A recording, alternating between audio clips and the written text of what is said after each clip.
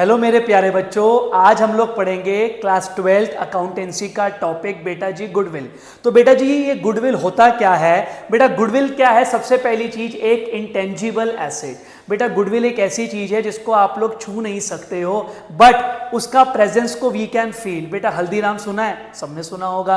Apple सुना है, सबने सुना होगा। ज़ारा सुना है, सबने सुना होगा। बेटा ये क्या है? एक ब्रांड वैल्यू है जो कस्टमर को अट्रैक्ट करती है। ये गुडविल बनती कैसे है बेटा?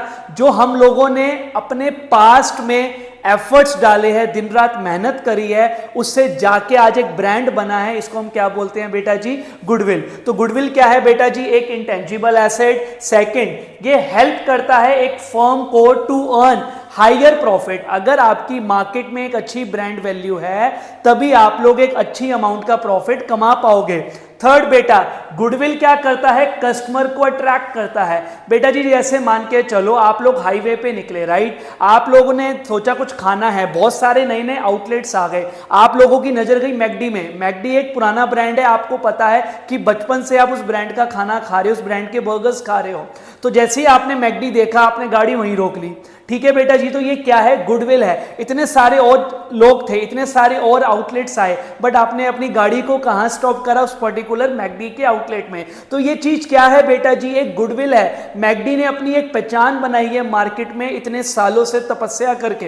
बेटा गुडविल होगी तभी मार्केट में रेपुटेशन होगी। चलिए बेटा, जो ये गुडविल है ये हम कब कैलकुलेट करते हैं, राइट? ये हम इस क्लास में सीखेंगे। बेटा गुडविल हम लोग कैलकुलेट करते हैं जब प्रॉफिट शेयरिंग रेशो चेंज होती है। मान के चलो एक कंपनी में 3 पार्टनर्स थे, एक फर्म में 3 पार्टनर्स थे, राम, श्याम और मोहन। पहले उनकी बेटा शेयर रेशो थी 2:2:1। बाद में मोहन कहता है कि हमें करनी है इस रेशो को इक्वल। सबने बोला, म्यूचुअल एग्रीमेंट साइन हुआ कि डन, हम इसको चेंज करके इक्वल कर देंगे। तो जो 2:2:1 था उससे आज आपकी रेशो क्या हो गई? 1:1:1। तो जब भी आप लोगों की प्रॉफिट शेयरिंग रेशो चेंज होगी तो गुडविल कैलकुलेट होगी।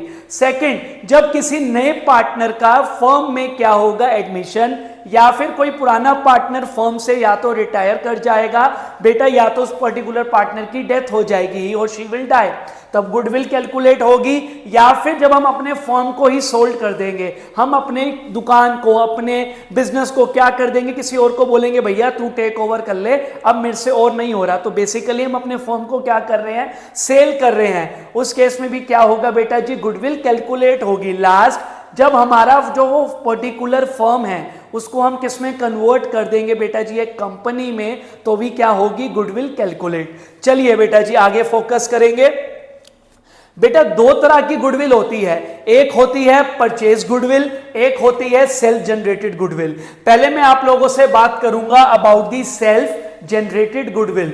बेटा सेल्फ जनरेटेड गुडविल का मतलब क्या होता है? जो दिन रात मेहनत करके हमने अपना नाम कमाया है मार्केट में, उसको हम लोग क्या बोलेंगे? Self generated goodwill. एक होती है परचेज गुडविल, जो हम किसी और फर्म की खरीद लेते हैं कि भैया हमें तेरा फर्म खरीदना है, तो आज अगर हमने उसका फर्म खरीद लिया तो जो भी उसने ब्रांड वैल्यू कमाई थी वो सारी ब्रांड वैल्यू अब क्या हो गई? हमारे पास आ गई। तो सेल्फ जनरेटेड जो हम खुद जनरेट करते हैं, नाम बता रहा है। परचेज जो हम भैया बाहर से खरीदते हैं। जो ये सेल्फ जनरेटेड गुडविल होती है, एज पर अकाउंटिंग स्टैंडर्ड 26, ये हम अपनी बैलेंस शीट में रिकॉग्नाइज नहीं करते हैं। बट बेटा ये जो हमारी परचेज गुडविल होती है, एज पर अकाउंटिंग स्टैंडर्ड 26, इसको हम अपनी बुक्स ऑफ अकाउंट में रिकॉग्नाइज करते हैं। I am repeating again, purchase goodwill को हम अपनी बुक्स ऑफ अकाउंट में क्या करते हैं? रिकॉग्नाइज। और सेल्फ जनरेटेड गुडविल को हम अपनी बुक ऑफ अकाउंट में रिकॉग्नाइज नहीं करते हैं। आई होप आप लोगों को थ्योरी पार्ट गुडविल चैप्टर का क्लियर होगा। अगली क्लास से बेटा हम लोग स्टार्ट करेंगे गुडविल के प्रैक्टिकल क्वेश्चंस। थैंक यू, मिलते हैं अगली क्लास में। God bless you.